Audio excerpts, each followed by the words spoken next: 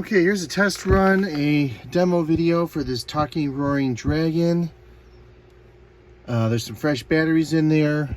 This is the button that activates it. There's two modes. There's a switch on the other side, one for just roaring, and this one for roaring and walking.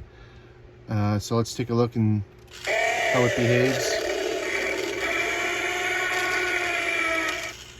Oh, that's just the roaring one. Okay. Let's do the one. There it goes.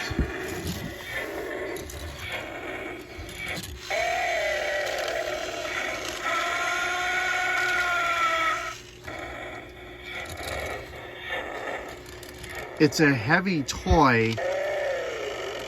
That's why I think it labors with how it walks.